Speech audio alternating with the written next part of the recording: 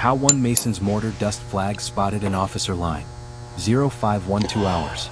March 24, 1943. 8 kilometers west of Kasserine Pass, Tunisia. Private First Class Angelo Rossi stood in the pre-dawn darkness, both hands filled with crushed white mortar powder, preparing to execute a tactic that would either reveal German officer positions or confirm that his lieutenant thought he'd lost his mind. The powder, ground from salvaged mortar bricks using a rock and 18 hours of repetitive pounding, felt like fine talc between his fingers, the consistency exactly right for the atmospheric conditions he'd calculated would exist at dawn. High humidity, light wind, temperature differential between ground and air. Perfect conditions for particle suspension at specific heights determined by size and weight distribution. If his theory was correct, the mortar dust he was about to throw would hang suspended in midair at approximately 5.5 feet above ground level, marking the precise height where German officers moved through their command trenches. If he was wrong, the dust would simply fall to the ground or disperse randomly, and he'd face serious questions about why he'd wasted 18 hours grinding mortar into powder instead of performing assigned duties. "You're really doing this?" Corporal Haze said from the fighting position beside him. It wasn't a question. Yes. Throwing dust at Germans. Like some kind of weird chemical attack that doesn't actually do anything. It's not an attack. It's a marker. The dust will suspend at officer height. Chin can use it as a reference plane for targeting. Haze stared at him through the darkness. You've explained this 3 times. I still think you're crazy. But Lieutenant Morrison authorized it, so I guess we're finding out. Lieutenant Morrison had indeed authorized the operation, with visible reluctance and explicit warning that if this stonemason theory failed to produce actionable results, Rossi would be reassigned to latrine duty for the foreseeable future. But Morrison had also lost 16 men in the past week to devastating German defensive fires that were clearly being coordinated by officers who remained invisible despite aggressive counter-sniper efforts. The problem was structural and deceptively simple. German trenches weren't uniform depth.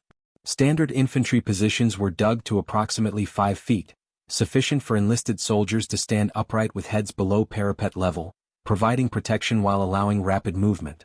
But command positions, trenches occupied by officers who needed to observe, coordinate, and direct operations, were dug deeper to approximately 6 feet, with raised firing steps that positioned officers at roughly 5.5 foot standing height. This 6-inch height differential was tactically significant. Officers could stand upright in their command trenches and observe through periscopes or over parapets during coordination activities, while remaining technically below the theoretical sight line that defined standard trench defense doctrine.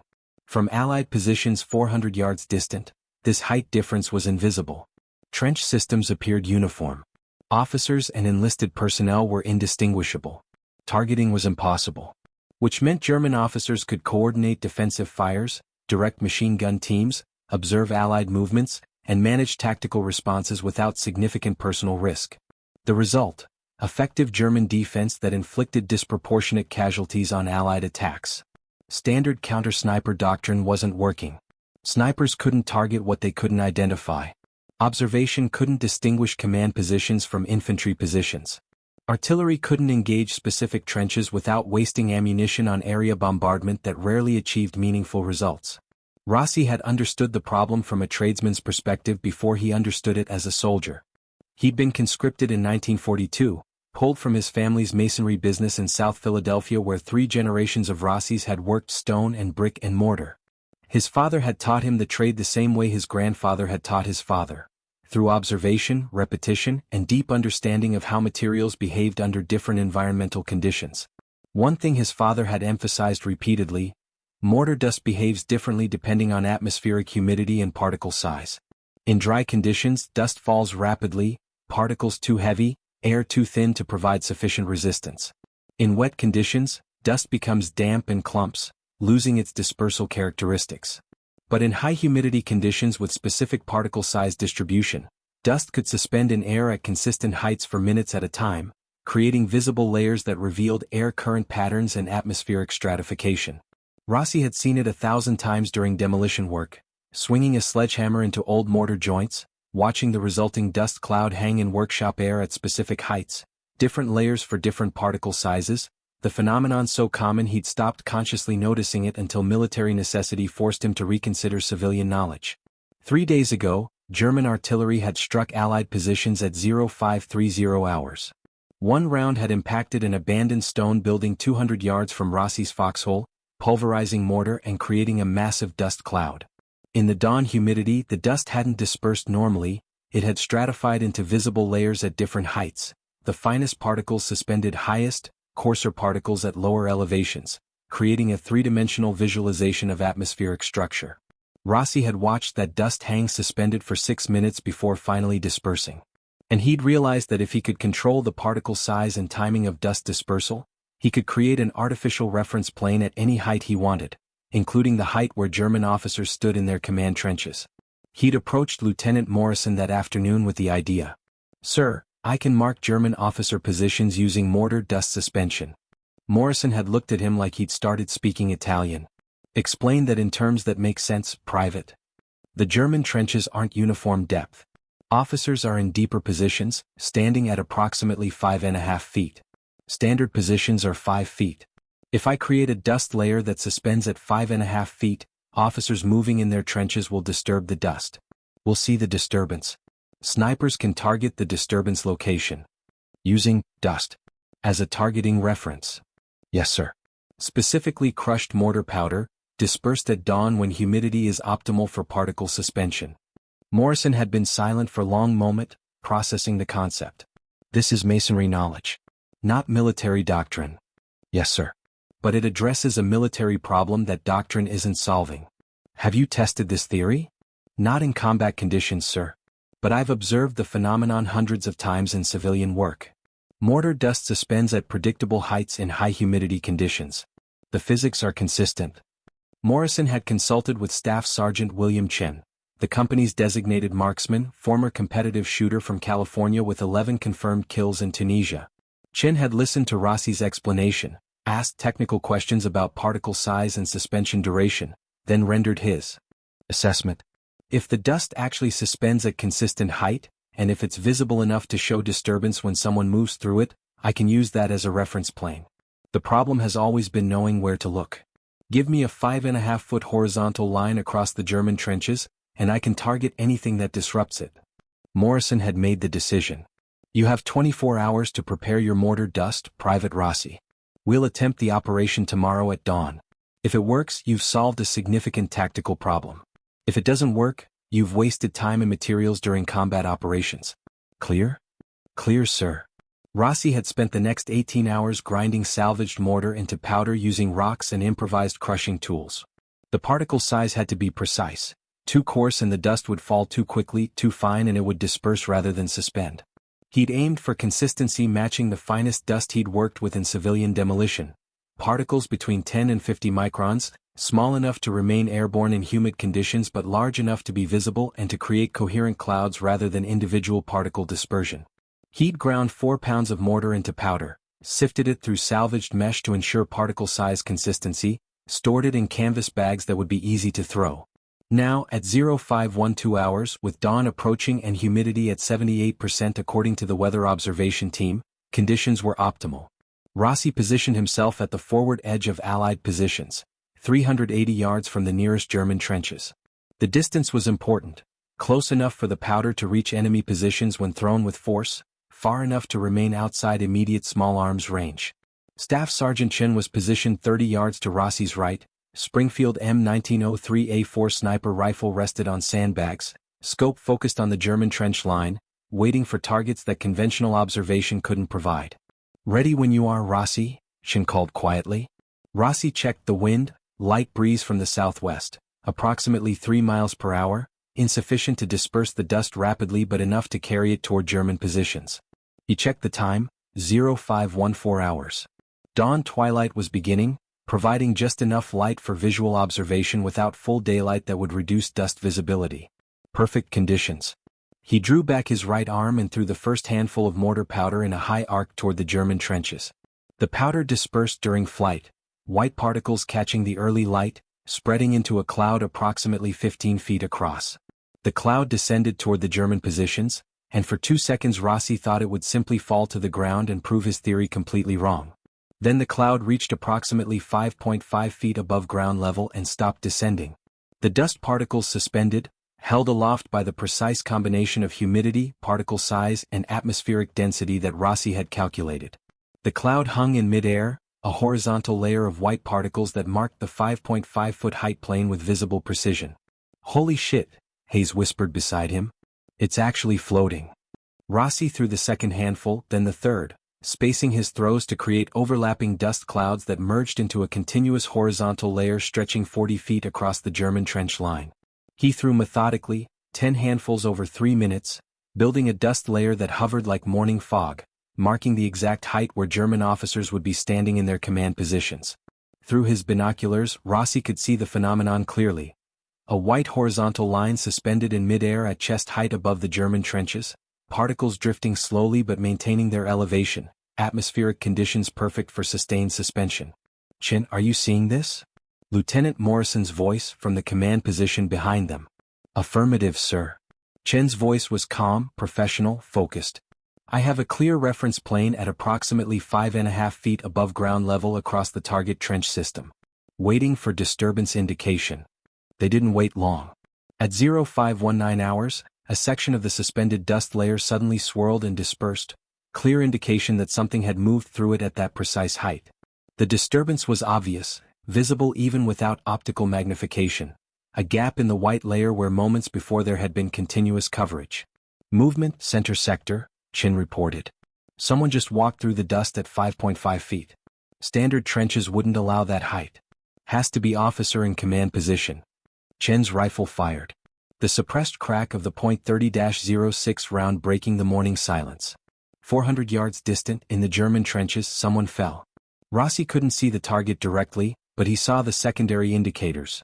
Sudden activity, soldiers moving toward one position, the organized chaos that followed officer casualty. "Confirmed hit," Chin said. "Target down. Maintaining observation."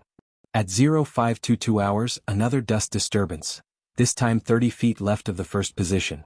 Another German officer moving through his command trench, disturbing the suspended particles at the height that revealed his rank and position. Chin fired again. Another hit confirmed by activity patterns in the German lines. "This is actually working," Morrison said, voice carrying undertone of amazement. "We're identifying and eliminating officers based on trench depth revealed by floating dust." At 0525 hours, third disturbance, third shot, third confirmed hit. At 0528 hours, fourth disturbance. But this time, before Chin could fire, the German officer dropped. Someone had recognized the pattern and ordered immediate concealment. "They figured it out," Chin observed. "Remaining officers are staying low. I don't have targets anymore." The suspended dust layer was beginning to disperse now. 7 minutes after initial deployment, atmospheric conditions shifting as dawn progressed and temperature rose. The particles were settling, the horizontal reference plane deteriorating, the tactical window closing. But in 10 minutes of operation, the mortar dust technique had revealed 4 German officer positions and enabled 3 confirmed eliminations. The immediate tactical impact was measurable. German defensive coordination deteriorated noticeably over the following 6 hours. Machine gun fires became less synchronized. Mortar responses to Allied probing attacks were slower and less accurate. The command structure had been disrupted, not destroyed but degraded enough to create exploitable vulnerabilities. By noon, German forces had implemented new movement protocols. Allied observation posts reported enemy personnel moving through trenches in pronounced crouches, nobody standing at full height regardless of trench depth. Officers had been ordered to adopt the same posture as enlisted soldiers, eliminating the height differential that Rossi's dust technique had exploited. "They adapted," Lieutenant Morrison said during the afternoon briefing. "Which means the technique worked well enough that they had to change their entire trench movement doctrine to counter it." Captain Brennan, company commander, studied Rossi with expression mixing respect and curiosity. "Private, you just forced a Wehrmacht tactical adjustment using physics and masonry knowledge. That's not something I expected to see in Tunisia. Or anywhere in this war. I just applied what I knew about materials, sir.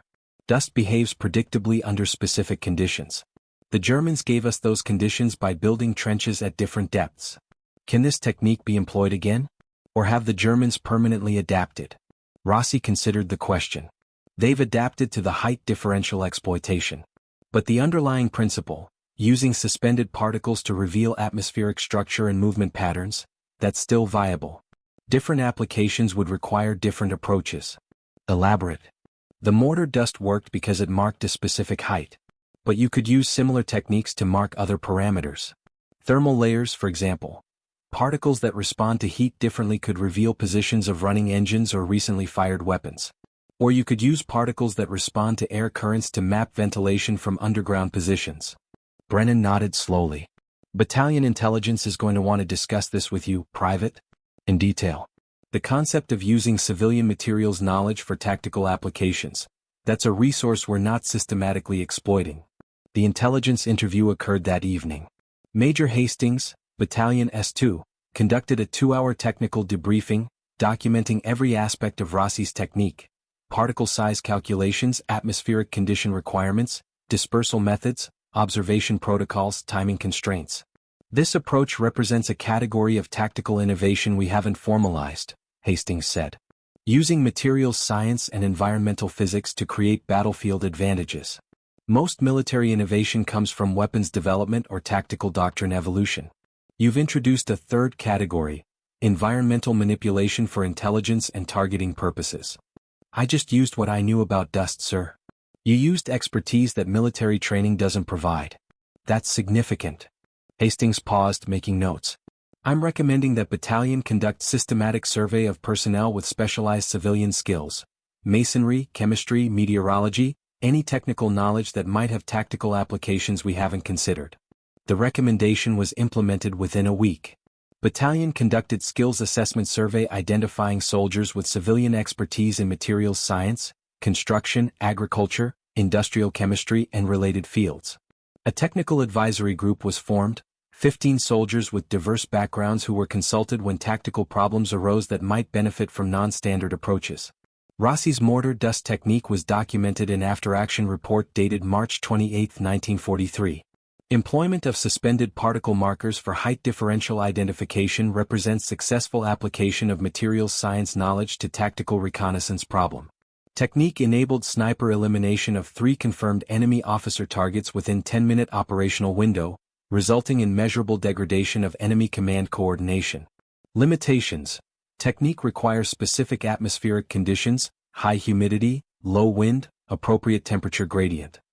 Effectiveness duration limited to 7 to 10 minutes before particle dispersal. Enemy adapted within 6 hours through modification of movement protocols. Assessment. Technique demonstrates viability of environmental manipulation tactics. While specific application may have limited repeatability due to enemy adaptation, underlying methodology suggests broader applications in other tactical contexts. Recommendation. Documentation and distribution to reconnaissance and intelligence units for consideration in appropriate scenarios.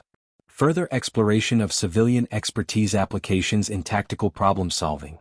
The report was circulated through 2 core intelligence channels, then forwarded to 5th Army Headquarters, then distributed to intelligence schools in the continental United States as case study in innovative tactical methods. By June 1943, variations of the technique had been attempted in 3 other theaters. In Sicily, a former agricultural chemist used dyed pollen dispersal to mark air currents near German positions, revealing ventilation patterns that indicated underground ammunition storage locations.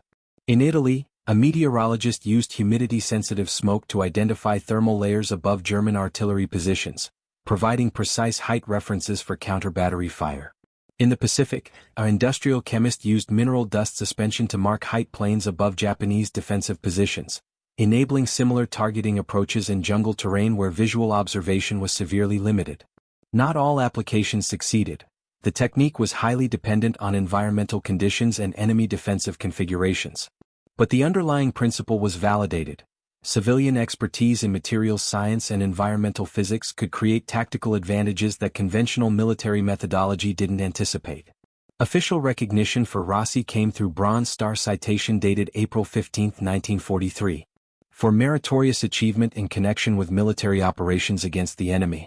Private First Class Angelo Rossi demonstrated exceptional technical knowledge and innovative thinking in developing and executing a reconnaissance technique that successfully identified enemy officer positions through employment of suspended particle markers. His actions enabled sniper elimination of enemy command personnel and forced enemy tactical adaptation, contributing to degradation of enemy defensive effectiveness. Private Rossi's initiative and expertise reflect great credit upon himself and the United States Army. The medal was presented at company formation on April 20. Rossi accepted it with the quiet humility characteristic of craftsmen who solve problems through applied knowledge rather than dramatic action. To him, the mortar dust technique wasn't heroic innovation. It was practical application of principles his father and grandfather had taught him about how materials behave. But to the soldiers of Company C, 1st Battalion, 18th Infantry Regiment, Rossi had done something significant. He'd used knowledge that had nothing to do with military training to solve a problem that was killing them. He'd thought like a mason instead of like a soldier, and that perspective had created advantage where standard doctrine offered none. Corporal Haze had summarized it during informal conversation the night after the medal ceremony. "You threw dust at Germans and it actually worked. That's the weirdest effective tactic I've seen in this entire war." "It wasn't weird," Rossi had replied. "It was just physics. Same physics that governs every construction site I've worked." The military context was new. The principles weren't. The Tunisia campaign continued through May 1943, culminating in Axis surrender on May 13. Rossi participated in operations across the theater: Gafsa, El Getter, Hill 609, the final push toward Bizerta. He fought as infantry, not as tactical innovator, carrying a rifle and performing the grinding work that characterized North African combat: movement under fire, defensive positions in desert heat, assault operations against prepared German defenses. He never used the mortar dust technique again. The conditions never aligned, either atmospheric factors weren't optimal, or German trench configurations had changed, or tactical situations didn't allow the preparation time required. The technique had worked once, perfectly, in circumstances that never quite repeated. But the concept lived beyond its single employment. The material science approach to tactical problems, using civilian expertise to create battlefield advantages, became recognized methodology within two corps and, subsequently, broader Allied forces. In July 1943, during the Sicily invasion, the Technical Advisory Group concept was formalized at division level. 23 soldiers with specialized civilian skills were identified and made available for consultation when tactical challenges arose that might benefit from non-standard expertise. The group included chemists, engineers, geologists, meteorologists, industrial specialists, and tradesmen whose knowledge represented resources the military hadn't systematically accessed. The group's contributions were documented across the Italian campaign. August 1943. A cement contractor identified structural weaknesses in German defensive pillboxes based on construction techniques visible in damaged sections, enabling engineers to target specific vulnerabilities with precision demolitions. October 1943. A hydrologist predicted German defensive positions in the Volturno River Valley by analyzing water table depth and drainage patterns, providing intelligence that aerial reconnaissance couldn't obtain. December 1943. A metallurgist identified German tank armor composition from recovered fragments, providing intelligence on vulnerability zones that improved anti-tank tactics. The pattern was consistent. Civilian expertise, when applied to military problems, sometimes revealed solutions that formal military training didn't anticipate. The knowledge wasn't superior to military doctrine, it was complementary, filling gaps that conventional methodology couldn't address. Rossi remained with 18th Infantry through Sicily and into Italy. He participated in the Salerno landings in September 1943, fought through the winter campaign toward Monte Cassino, survived the brutal attrition warfare that characterized the Italian front. He was wounded twice: shrapnel wound to his left arm in November 1943 near the Volturno River, bullet graze across his ribs in January 1944 during fighting near San Pietro. Both wounds earned Purple Hearts, but neither was severe enough to remove him from frontline duty for more than 2 weeks. In March 1944, after 11 months of continuous combat, Rossi was promoted to sergeant and assigned to weapons platoon as mortar section leader. The assignment was appropriate in ways the Army didn't consciously recognize. The man who'd used mortar dust to mark enemy positions was now commanding a mortar crew that delivered explosive rounds instead of suspended particles. He was good at the work. Understanding trajectories and atmospheric effects translated naturally from dust suspension to high-angle fire. His section developed reputation for first-round accuracy that exceeded standard expectations for 60mm mortar teams. By June 1944, when Allied forces finally broke through German defenses and captured Rome, Rossi had been in combat for 14 months. He'd participated in 4 major campaigns, 3 amphibious assaults, dozens of individual engagements. He'd been awarded Bronze Star, 2 Purple Hearts and Combat Infantryman badge. He'd also survived, which placed him in minority among soldiers who'd landed in North Africa in late 1942. Of the original 187 men in Company C who deployed to Tunisia, 43 remained by Rome's liberation. The others were dead, permanently disabled, or rotated home after severe wounds. Rossi rotated back to the United States in August 1944, as part of cadres selected to train new infantry units preparing for Pacific deployment. He spent 4 months at Fort Ord, California, teaching infantry tactics to replacement soldiers, translating combat experience into training that might keep them alive. He was preparing for deployment to the Pacific when Germany surrendered in May 1945. Japan surrendered 3 months later. The war ended before Rossi returned to combat. He was discharged in October 1945, returned to Philadelphia with sergeant's stripes, 3 medals, 2 scars, and memories he'd spend decades processing. He returned to his family's masonry business. Returned to working with stone and brick and mortar, materials whose behavior he understood better than he understood the war he'd fought. The business had survived his absence through his father's management and his younger brother's labor. They welcomed him back without dramatics, the family way, acknowledgement without excessive emotion, work as therapy, continuity as healing. Rossi married in 1947. A woman named Maria from the neighborhood, whose brother had served in the Pacific and who understood that veterans sometimes needed silence more than conversation. They raised 3 children in the South Philadelphia row house where Rossi had grown up, where his father had grown up, where generations of Rossis had worked the masonry trade. He never spoke about Tunisia in detail. His children knew he'd served, knew he'd been wounded, knew he'd received medals.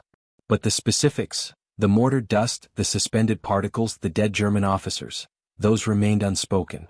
Not from trauma or shame, but from the craftsman's perspective that interesting problems and effective solutions were simply part of work, not stories requiring constant retelling.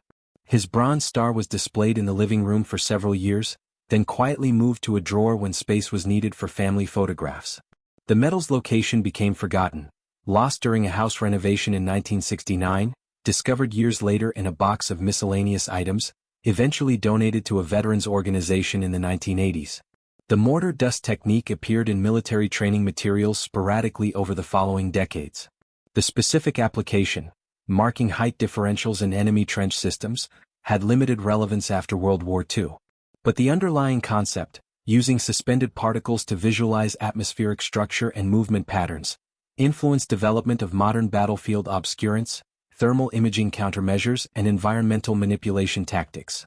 Post-war analysis by Army Infantry School produced technical monograph in 1951, Environmental Physics Applications in Tactical Operations, World War II Case Studies. An entire section examined Rossi's mortar dust technique, though he was identified only as Philadelphia-born NCO with civilian masonry expertise and understanding of particle suspension dynamics. The technique was taught briefly at Fort Benning during the 1950s as example of innovative problem-solving, then gradually disappeared from curriculum as tactical focus shifted toward mechanized warfare and nuclear considerations where suspended particle markers had minimal relevance. Angelo Rossi worked his family's masonry business for 42 years after the war. He built residential foundations, commercial building facades, restoration projects on historic Philadelphia structures. He taught his sons the trade the same way his father had taught him, through observation, repetition, and deep understanding of how materials behaved under stress and environmental variation. He taught them about mortar dust too, how it behaved in different humidity conditions, how particle size affected suspension, how atmospheric structure could be visualized through dispersed materials. But he taught it as masonry knowledge, not as military technique. The connection between workshop observation and battlefield application remained unspoken. In 1982, a military historian researching innovative tactics in World War II tracked down Rossi through Veterans Administration records. The historian, a professor at Temple University named Dr. Robert Kimmel, interviewed Rossi for 3 hours, documenting the mortar dust technique in detail for historical preservation. "You created a targeting system using 19th century materials and physics," Kimmel said during the interview. "No electronics, no advanced technology. Just crushed mortar and understanding of atmospheric science." "It wasn't that sophisticated," Rossi replied. "I knew dust floated at specific heights in humid air. The Germans had trenches at different depths. Connecting those 2 observations didn't require advanced education. But nobody else made that connection. 3 previous reconnaissance attempts failed. Snipers couldn't identify targets. Standard doctrine wasn't working. You solved the problem by thinking like a mason instead of like a soldier. Rossi had shrugged, the characteristic gesture of a craftsman who didn't see his work as exceptional. I used what I knew. That's what you do when problems arise. You apply available knowledge and see if it works. Did you use similar approaches later in the war? Other applications of materials science to tactical problems? Not really. The circumstances never aligned exactly right again. I advised on a few situations where understanding construction might help, identifying building structural weaknesses, predicting which walls would provide cover versus concealment, that sort of thing. But nothing as specific as the dust technique. Kimmel's interview was published in Military History Journal in 1984, Environmental Manipulation in Combat, The Mortar Dust Technique of Tunisia, 1943. The article provided detailed technical analysis of Rossi's innovation, including physics calculations that Rossi himself had never formally conducted. He'd understood the principles intuitively through experience rather than through mathematical modeling. The article brought brief attention. A few veterans organizations invited Rossi to speak about his experience. The Philadelphia Inquirer ran a small human interest story, Local Masons' World War II Innovation Used Physics to Save Lives. The story included photograph of 73-year-old Rossi in his workshop, hands covered in mortar dust that had become the trademark of his trade and, briefly, of his military service. But the attention faded quickly. Rossi returned to his work, returned to the anonymity he preferred, returned to life defined by craftsmanship rather than military service. He retired in 1987 at age 78, passing the masonry business to his eldest son. He spent retirement doing consulting work for historic preservation projects, teaching apprentice masons through trade unions, and maintaining the South Philadelphia row house where 4 generations of Rossis had lived. He died in 1995 at age 86, survived by Maria, 3 children, 7 grandchildren, and 2 great-grandchildren. His funeral was attended by family, neighbors, fellow tradesmen, and a handful of veterans who'd served with him in Tunisia and Italy. Staff Sergeant William Chen, the sniper who'd used Rossi's dust markers to eliminate German officers, attended the funeral. Chen was 84, retired from 30-year career as mechanical engineer in California, still sharp-minded and precise in his observations. At the graveside, Chen spoke briefly. Angelo solved a problem that was killing us. He did it by understanding materials better than he understood military doctrine. He taught me that sometimes the best tactical solution comes from civilian knowledge, not from training manuals. I made those shots in Tunisia because Angelo knew how dust behaved in humid air. That's worth remembering. The Philadelphia Inquirer obituary noted Rossi's military service in 2 sentences. Mr. Rossi served with distinction in the U.S. Army during World War II, participating in campaigns in North Africa and Italy. He was awarded the Bronze Star for innovative tactical methods that contributed to Allied operations. No mention of mortar dust. No mention of suspended particles or height differentials or the 10 minutes in March 1943 when a mason's understanding of materials science changed the tactical situation in a small section of Tunisian desert. But military historians remember.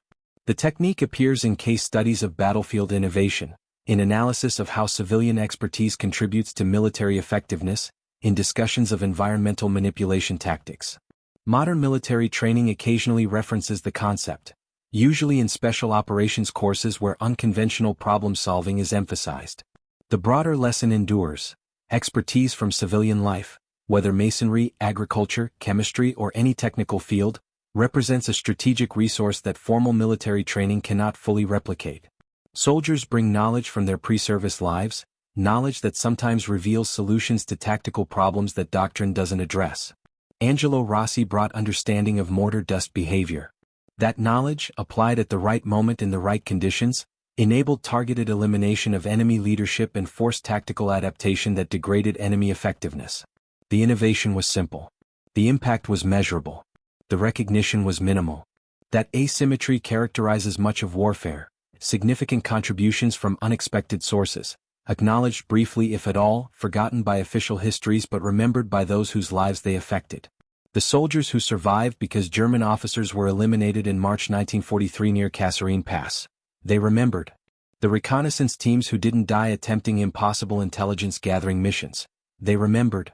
The infantrymen who advanced through territory that German command structures could no longer effectively coordinate.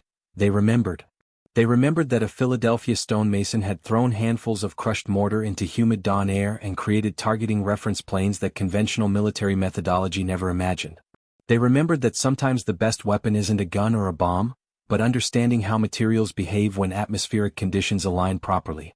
They remembered that innovation comes from unexpected places, that tactical advantage sometimes requires thinking like a civilian instead of like a soldier, that the knowledge people bring from ordinary life can produce extraordinary results when circumstances demand unconventional solutions. Angelo Rossi understood mortar dust. For 10 minutes in Tunisia, that understanding changed the tactical equation. The technique was used once, perfectly, then disappeared into history, remembered by few, understood by fewer, but preserved as example of how craftsman's knowledge and warrior's necessity can combine to create advantage where doctrine provides none. The dust settled long ago. The innovation remains.